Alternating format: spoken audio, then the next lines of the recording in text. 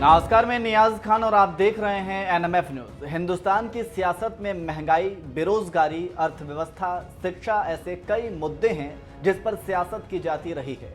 वहीं हिंदुस्तान के कुछ सूबे में जातिगत राजनीति और आरक्षण भी एक अहम मुद्दा है। इन सूबों में एक यूपी है जहां आरक्षण का मुद्दा हमेशा उठता रहता है और यूपी को वैसे भी कहा जाता है कि सियासत में दिल्ली का रास्ता यहीं से गुजरता है। अब ऐसे में 2024 लोकसभा चुनाव के लिए यूपी में सियासी मुद्दे अभी से ही जोर पकड़ने लगे हैं और आरक्षण की राजनीति की गूंज अभी से ही फिजा में गूंजने लगी है।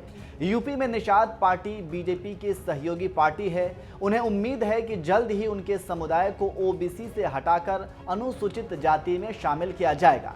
वहीं दूसरी तरफ ओम प्रकाश राजभर की पार्टी सुहेलदेव भी कुछ इसी तरह की फिराक में है और सामाजिक न्याय समिति को लागू करने की अपनी मांग को तेज कर दी है और जाति जनगणना के मुद्दे पर 26 सितंबर से सावधान यात्रा शुरू करने का फैसला लिया है।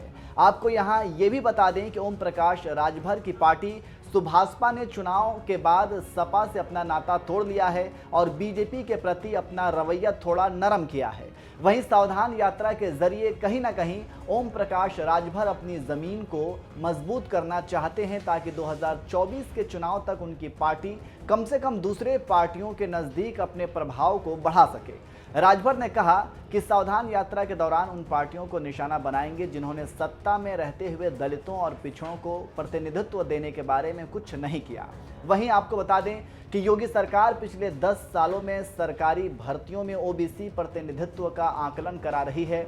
यूपी सरकार के सभी विभागों को जनवरी 2010 से मार्च 2020 तक की गई ओबीसी भर्तियों में सभी उम्मीदवारों की उपजाति का विवरण देने के लिए कहा गया है। जानकारी के मुताबिक इस बाबत 23 अगस्त से 83 विभागों के अधिकारियों के 2 दिवसीय बैठक बुलाई गई है। वहीं सुभाषपा ने यूपी सरकार के फैसले का स्वागत भी किया है और जैसा कि मैं पहले ही बताया कि सुभाषपा ने सामाजिक न्याय समिति को लागू करने की मांग तेज कर दी है। चलिए थोड़ा आपको सामाजिक न्याय समिति के रिपोर्ट के बारे में बता देते हैं ताकि आपको समझने में दिक्कत नहीं होगी।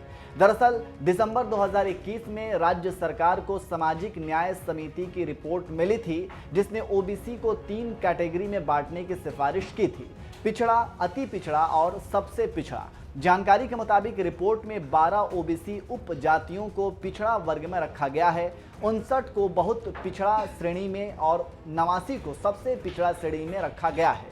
समिति ने ओबीसी और दलित दोनों में सबसे पिछड़े और सबसे दलितों के लिए अधिकतम आरक्षण की सिफारिश की है।